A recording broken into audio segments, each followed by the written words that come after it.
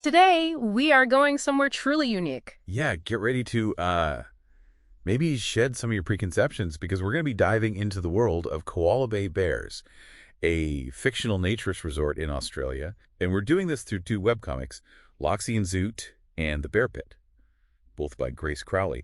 These comics ran online from 2000 to 2006 and gained a reputation for their humor and heart, all while kind of challenging the way we think about nudity.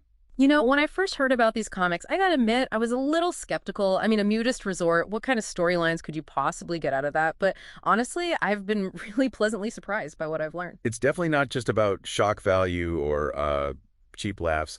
Crowley uses the setting to explore themes of community, relationships, and acceptance in a way that's both funny and surprisingly insightful. Yeah, and from what I've read, Crowley deliberately set out to subvert, this typical comic book portrayals of nudists. She goes against the whole Barbie doll anatomy trope and depicts a realistic range of body types. It's like she's saying, this is what real bodies look like, deal with it. Exactly. And she normalizes nudity within the resort setting. The characters aren't self-conscious or trying to cover themselves up or anything. It's just part of their everyday lives, just like, going to the grocery store or playing around at golf, which sometimes they do, literally in Zoot's case. So now there's a character who seems to just embody chaos, right?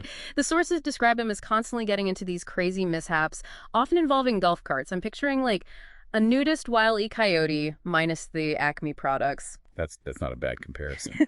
But it's interesting because Zoot's chaotic energy. It's not just played for laughs. It seems to represent this tension between order and unpredictability that exists even in a place like Koala Bay. It's almost like Crowley is saying that even when we shed our clothes and our inhibitions, we can't totally escape those chaotic parts of ourselves. I really like the idea that even in this seemingly utopian setting, there's still this element of just human fallibility.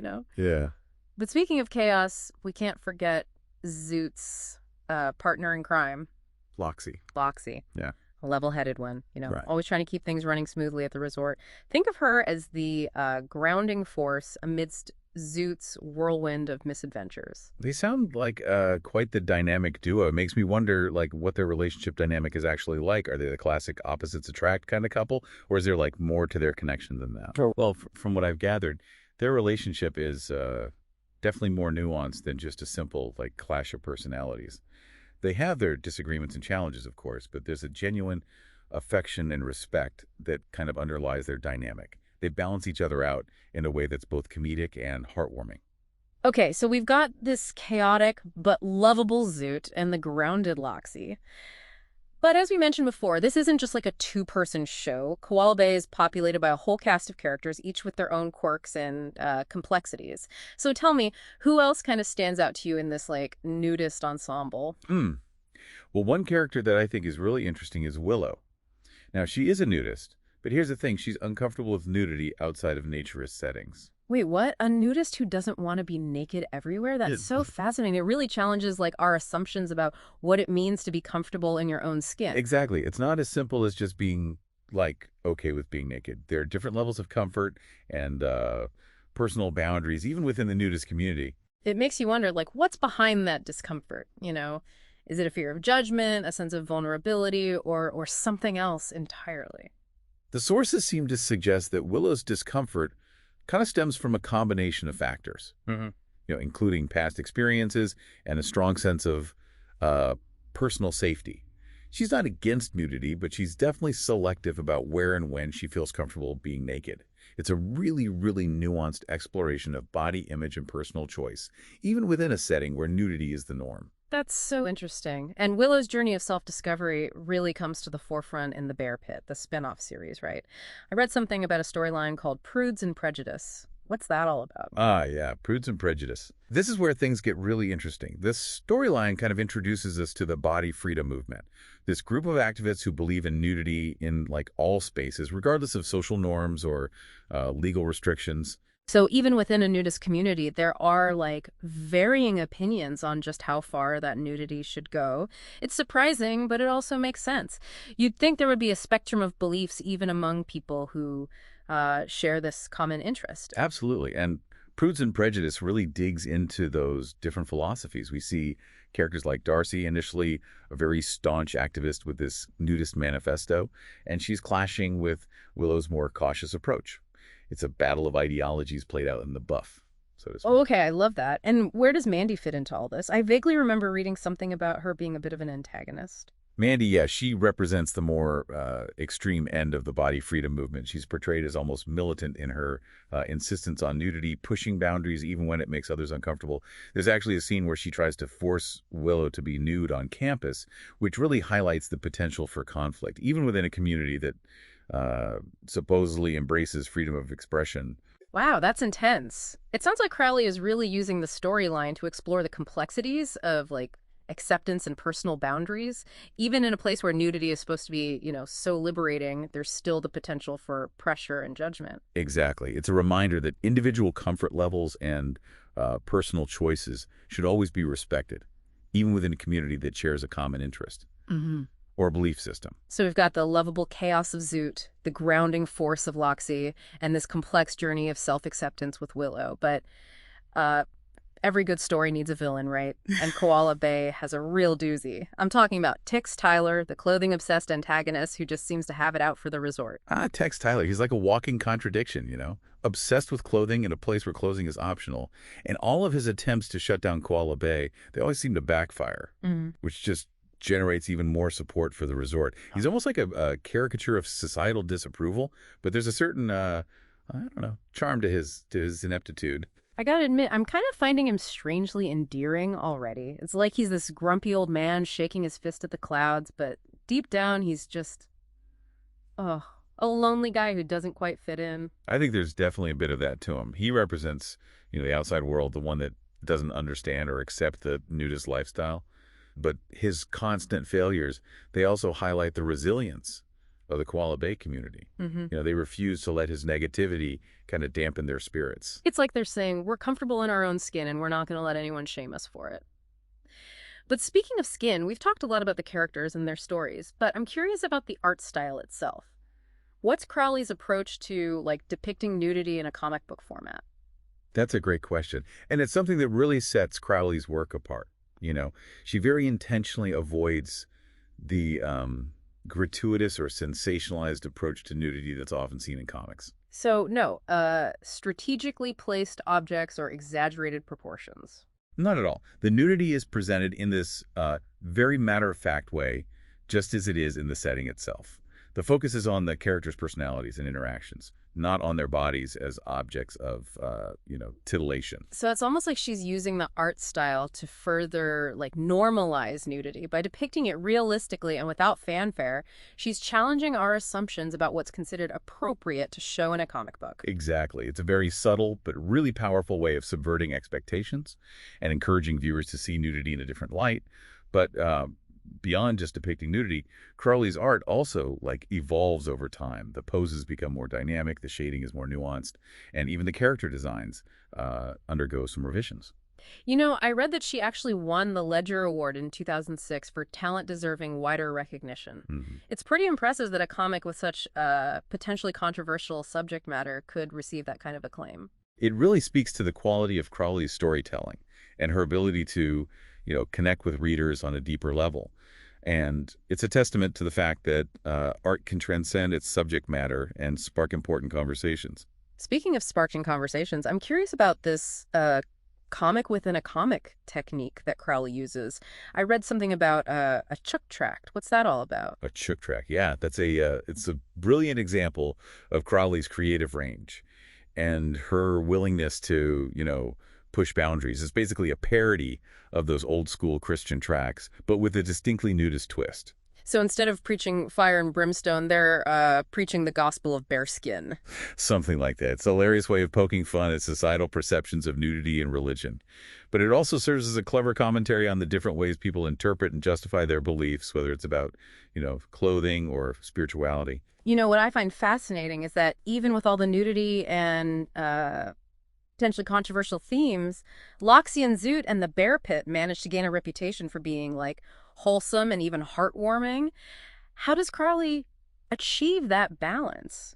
I think it all comes down to her focus on character development and relationships. Their core, these comics are about people connecting with each other, Yeah. finding love and friendship and navigating the ups and downs of life. It's like she's saying that underneath it all, we're all just human, regardless of what we're wearing. Or not wearing, I guess. And maybe, just maybe, by shedding our clothes and our inhibitions, we can connect with each other on a deeper level. That's a beautiful sentiment. And I think it's one of the key takeaways from Crowley's work.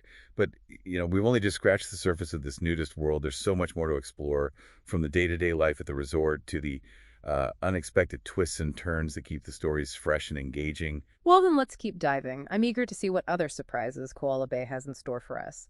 Listeners, stick with us as we delve deeper into this unconventional world where clothing is optional, but laughter and acceptance are always in style. Okay, so we've met like the core cast of Koala Bay. We've got the chaotic Zoot, the ever-patient Loxie, and Willow on her journey of self-acceptance, all while, of course, a certain Tex Tyler tries to rain on their parade. But what's life actually like at this nudist resort? Is it all just lounging by the pool and impromptu volleyball games, or is there more to it than meets the eye? Well, there's certainly a lot of leisure and relaxation for sure, but Koala Bay isn't just like a hedonistic paradise or anything. Running a resort, especially one that caters to such a niche community, comes with its own set of challenges. And the comics don't shy away from depicting those. Yeah, I can imagine. I mean, it's got to be more than just like keeping the towels stocked and the sangria flowing. What kind of issues do they face? Well, we see Loxie, the responsible one, grappling with finances, maintenance, and even dealing with the occasional, disgruntled guest. And then, of course, there's the constant threat of Tex Tyler trying to sabotage their operations. Oh, Tex. I can just picture him, lurking in the bushes, waiting to unleash his latest harebrained scheme. But you mentioned, disgruntled guests. What kind of complaints could you possibly have at a nudist resort? Oh, you'd be surprised. Yeah. Some guests are real sticklers for the rules. Others are overly sensitive to perceived slights. And some just, can't seem to handle the freedom that comes with shedding their clothes. It's a good reminder that even in a place dedicated to liberation, human nature with all its quirks and contradictions still prevails. It's like that saying, no matter where you go, there you are. But I'm curious about how the community itself functions. In a world where everyone is literally stripped bare, do social hierarchies and power dynamics still come into play?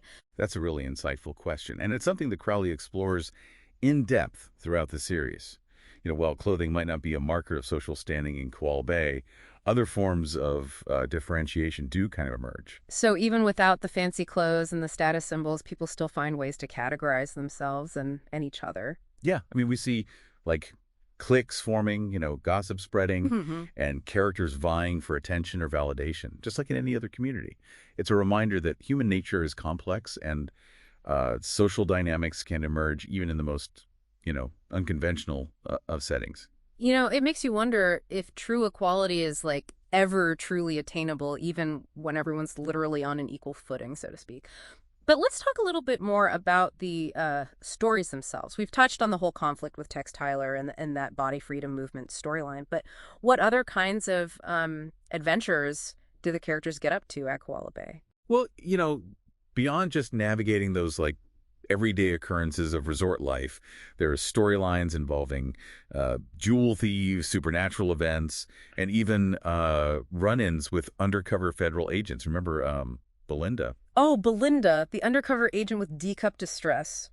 Oh, that was a hilarious storyline. The poor woman could barely chase down a suspect because, well, physics. It's a classic example of Crowley using humor to subvert expectations and poke fun at genre tropes. Exactly. And then there's the time that Tex Tyler tries to infiltrate the resort disguised as a Swedish man named Sven, only to encounter another man who looks exactly like Tex's disguise. It's this hilarious case of mistaken identity that really highlights the absurdity of Tex's prejudice. Wait, what? So, there's a character who just happens to look exactly like Tex's alter ego? That's too perfect. It does seem a bit far-fetched, but that's part of the charm of Koala Bay. There's an element of absurdity and unexpectedness that keeps the stories really fresh and entertaining. So it sounds like Crowley isn't afraid to throw in a few curveballs and keep the readers guessing. But beyond just the laughs, there seems to be a deeper layer to these stories, right? You mentioned earlier that they want to have community and relationships and acceptance. Can you kind of elaborate on that a little bit? Sure. So beneath the surface of the humor and, all the wacky situations, there are these really poignant moments of connection and vulnerability. We see characters falling in love, experiencing heartbreak, dealing with jealousy, and, supporting each other through difficult times. It's like Koala Bay is like a microcosm of society, but like stripped down to its essence, By removing those like external trappings of clothing and social status, we're able to see those raw human emotions and experiences that connect us all. That's a great way to put it. And I think that's one of the things that makes these comics so relatable. Despite their unconventional setting, we see ourselves in these characters. Even if we've never, stepped foot in a nudist resort. It reminds me of that quote by Maya Angelou. I've learned that people will forget what you said, people will forget what you did, but people will never forget how you made them feel. And I think Crowley really has a talent for making people feel like seen and understood through her characters. I agree. She creates characters who are, flawed and relatable, who make mistakes, but also learn and grow. And she does it with a sense of humor and compassion that's both refreshing and disarming. So we've got the humor, the heart, and all those like unexpected twists and turns. But how does Crowley bring this world to life on the page? We talked a little bit about her art style, but what about her storytelling techniques? Well, as we mentioned before, her art style kind of evolves over time, becoming more detailed and dynamic. And she uses a variety of narrative techniques to keep the stories really engaging, like the comic within a comic approach with, a track. Right, a chook track. That was like a stroke of genius, Wow.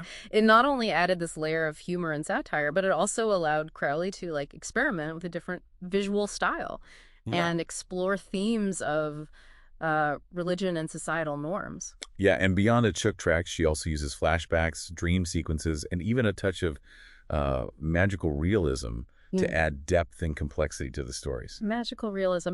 Now that you mention it, I do remember reading something about like supernatural elements in the comics. What kind of otherworldly occurrences are we talking about? Well, there are storylines involving premonitions, mysterious events, and even a character who claims to have encountered a ghost. The ghost at a nudist resort. That's a new one. It seems like there's always something unexpected happening at Koala Bay. And, that's part of what makes the comic so engaging. You just never know what's going to happen next. I can imagine it's like a constant roller coaster of emotions, from laughter to suspense to, heartwarming moments of connection. But, for all the chaos and unpredictability, there seems to be this like sense of peace and acceptance that kind of pervades Koala Bay. It's like a place where people can truly be themselves, without judgment or pretense. That's a great observation. Yeah. And I think that's one of the things that draws people to Koala Bay, both the characters within the comics and the readers who connect with their stories. It's a reminder that even in a world that can often feel, harsh and judgmental, there are places where acceptance and belonging are possible. It's like this like little slice of utopia nestled amidst the chaos of everyday life. But as we all know, even utopias have their limits. And in the case of Koala Bay, those limits kind of came in the form of this aborted arc, this storyline that was left unfinished. Tell me what happened there. Yeah, so the Bear Pit, the spin-off series, it actually ends on a little bit of a cliffhanger. Grace Crowley announced a break from the comic after the Prudes and Prejudice arc, and that break has lasted for over a decade now. So it's like a story that was cut short, leaving us all wondering what might have been. Exactly. The final arc kind of ends with Willow and Darcy becoming a couple, but we never get to see where their relationship goes from there. And there are other plot threads that are left hanging as well. Oh, that's so frustrating. It's like getting invested in a TV show only to like have it canceled before the final season. Do you think Crowley will ever like return to Koala Bay and finish the story? It's hard to say. She's moved on to other projects since then, and it's been, a long time. But I know a lot of fans still hold out hope that someday she'll revisit these characters and give us the closure we crave. Well, until then, I guess we'll just have to like use our imaginations and fill in the blanks ourselves. But, even in its like unfinished state, the Bear Pit still offers this like really rich and rewarding reading experience. And I think the open-endedness actually adds a certain poignancy to the story. It's like a reminder that life itself is often messy and unpredictable, and not everything gets this like neat and tidy resolution. That's a beautiful way to look at it. And perhaps that's the lesson we can take away from Koala Bay, even amidst the unfinished arcs and unanswered questions. to embrace the unknown and find beauty in the imperfections. It's a fitting message for a comic set in a nudist resort where vulnerability and acceptance are like so at the forefront. But we've been so focused on the setting and the storylines that we haven't really talked about the creator herself. Oh, you're right. Grace Crowley, a fascinating figure in the world of webcomics, and one who deserves a lot more recognition for her contributions to the medium. Well, then let's shine a light on her. What can you tell us about the woman behind Koala Bay Bears? What inspired her to create these comics? Yeah, it really feels like we've been like soaking up the sun and the storylines in Koala Bay for a while now. But there's one person we haven't really spent any time with, Grace Crowley herself. So what can you tell us about the woman behind these comics? Well, there's one detail about Grace Crowley that might surprise you. She actually initially published Loxie Zoot under the name Stephen Crowley. It wasn't until later that she revealed her true identity. Hold on. She published under a male pseudonym. That's intriguing. I wonder why she chose to do that, especially given the subject matter. Any insights from the sources? Unfortunately, the sources don't really go into specifics about her reasons for that, but it does make you think, doesn't it? I mean, we're talking about the early 2000s. A time when the comics world, especially the kind of dealing with adult themes, was even more male-dominated than it is now. Yeah, you're right. Maybe it was just easier to be taken seriously or even just, get published at all if people thought the creator was a man. It's a shame that those barriers existed, but it also makes her success even more impressive, right? Absolutely. And regardless of her reasons for using a pseudonym, her talent and vision really, really shine through in her work. Yeah, and we've already seen how she, challenges stereotypes and presents this really nuanced view of nudity and the people who choose that lifestyle. There's a quote from Crowley that I found particularly striking. She said that she wanted to do a comic that went totally against the convention of comics of nudists, that presented them all as young, hourglass-figured women and chesty men. Oh, that's such a great quote. It really highlights her intention to portray the diversity within the nudist community, not just in terms of body types, but also personalities and experiences. It makes me think about how often, media, even today, still relies on those same, tired tropes.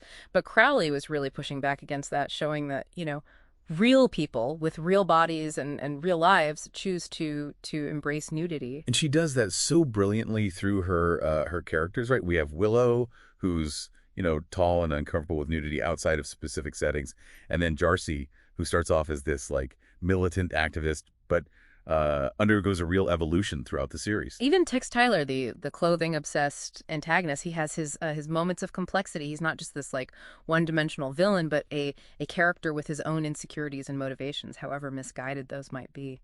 What's interesting about Tex is that he often serves as this comedic foil to the residents of Koala Bay. Yeah. His attempts to shut down the resort always backfire in these hilarious ways. Yeah. Which ultimately just reinforces that sense of community and resilience among the nudists. Yeah, it's almost like he's the embodiment of societal disapproval, but he's so inept that he ends up making the nudists look even more reasonable and well-adjusted. Exactly. He's a great example of how Crowley uses humor to address serious issues by making fun of Tex's prejudice and closed-mindedness. She subtly invites us to question our own assumptions and biases. It's really clever. So we have this creator who's pushing boundaries, subverting expectations, and using humor to tackle these important themes. It's no wonder that Loxie Zoot gained such a devoted following. But this wasn't her only foray into the world of comics, was it? I remember reading that she also created a superhero webcomic. Oh, you're thinking of Magellan, which she created for Graphic Smash. And she also did some work for Webcomics Nation. It is fascinating to see her, branching out into different genres, exploring new worlds and characters. It makes me wonder if any of the themes or humor from Loxie Zoot kind of carried over into her other work, Maybe there's a subtle message about body positivity hidden within a superhero's costume. No, that's a deep dive I would love to take. It would be so fascinating to see how Crowley's unique perspective might have, influenced her approach to superhero storytelling. Maybe that's for another time. But for now, I think we've pretty thoroughly explored the world of Koala Bay Bears, from its quirky characters and unconventional setting to the woman behind it all, Grace Crowley. So, what does this all mean? What are like the big takeaways from this deep dive? Well, I think one of the most important takeaways is the power of challenging assumptions. Loxie and Zoot in the bear pit really force us to confront our own, preconceived notions about nudity and the people who practice it. Oh, absolutely. It's so easy to get caught up in like stereotypes and make judgments based on appearances. But these comics remind us that there's so much more to people than, what they wear, or in this case, don't wear. It's about like looking beyond the surface and recognizing that shared humanity that connects us all. And I think another key takeaway is the importance of, representation. By portraying a diverse range of body types, personalities, and perspectives within the nudist community, Grace Crowley really helped to normalize and humanize a group that's often marginalized or misrepresented in media. It's pretty striking, how even though these comics deal with nudity, they've garnered this reputation for being wholesome and heartwarming. It really says a lot about Crowley's like talent as a storyteller. It really does.